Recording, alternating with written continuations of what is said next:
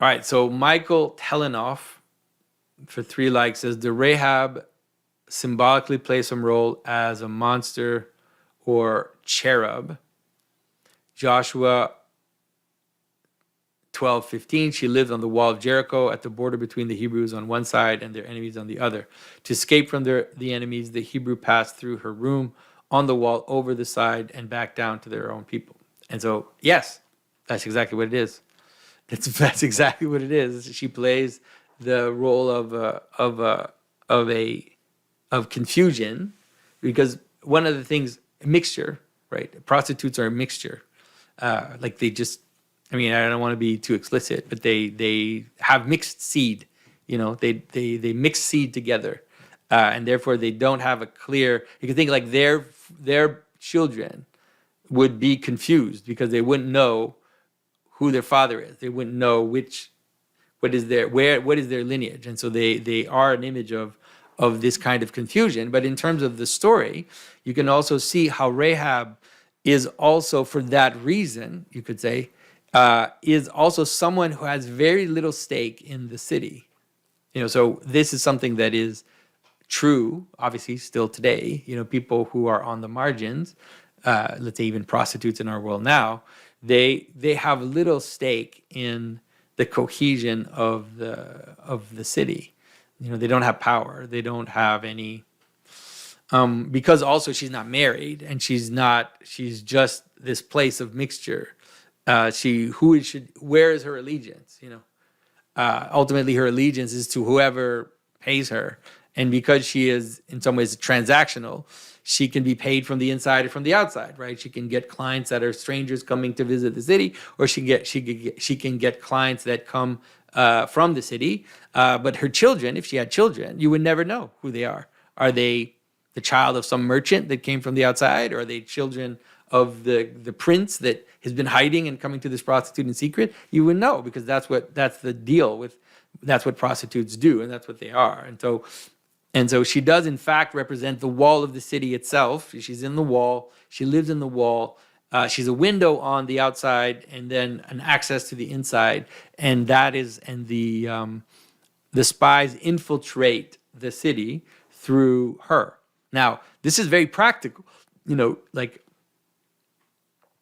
how does any spy infiltrate any country?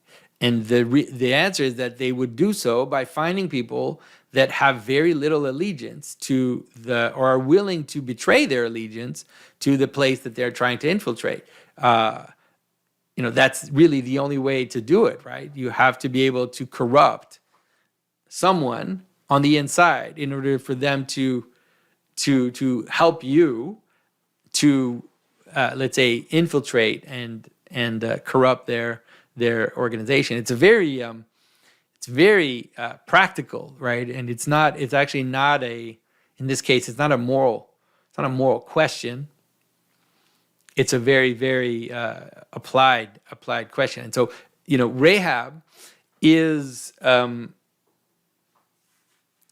could, in another circumstance, right? She could be seen as, if we identified with the people of Jericho, right, then Rahab would have betrayed us and would have destroyed the city. But because in the story we identify with Israel, then in some ways Rahab becomes the means by which Israel is able to subdue that land.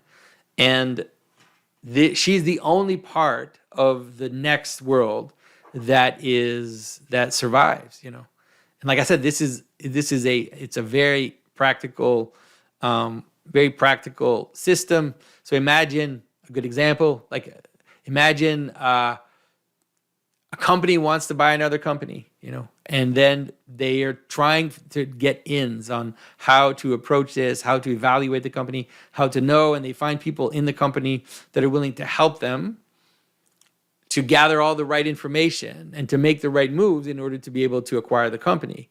Well, you can imagine that once that transition has been done, then that person who's willing to do that is a valuable asset for them for the future, and therefore they won't so easily be part of those that will get fired once the company trades hands. So that is in some ways the role of of someone who's willing to stand in the margin and act as go-between means sometimes that also means betrayal in that case. So yeah, so hopefully that that makes sense. That makes sense to you. And it's almost impossible to see the story if you try to see it morally. It just doesn't. It's rather really more important to see it symbolically and kind of structurally. And once you do that, then it doesn't. Then it does. So like the story of Rahab, there are versions of the story of Rahab in the Bible that play similar terms, but they play it in another way, right? So the story of Jael is a good example if you know the story. So this foreign king is fleeing, as he has made this attack or is like moving out, and then he encounters this woman who invites him to come in her tent and to like hide in her tent. And so she's actually feigning that she is willing to sell out her allies in order to care for this king.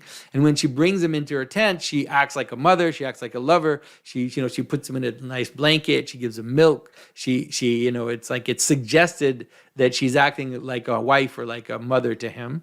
Right. And then she like, nails his head into the ground with a tent peg, So these are versions of the story where the similar elements play in a different direction, you could say, where now she pretends to be willing to betray her people, but then ultimately it's a trick. I mean, you can imagine that in the case of Rahab, she could have made it into a trick because she's in this in-between thing. She could have told the spies that she was going to help them and brings them into her home and lets them stay with her, and then ultimately calls the guard on them and has them arrested so that she gains clout and she's able to be recognized as someone who has allegiance to the country and maybe raise her position, raise her profile. But she decided to go the other way, and maybe there's probably very objective reasons why she did that. Maybe she knew that Jericho was a completely corrupt state, that she could see that Jericho had no future, that it was horrible, violent, or whatever. It doesn't tell us, how the people of Jericho were particularly, but let's say she could perceive that, and then she saw the possibility of the outside invaders as a way to save her family, and to make her life better. So there's some really, really like difficult things in that symbolism.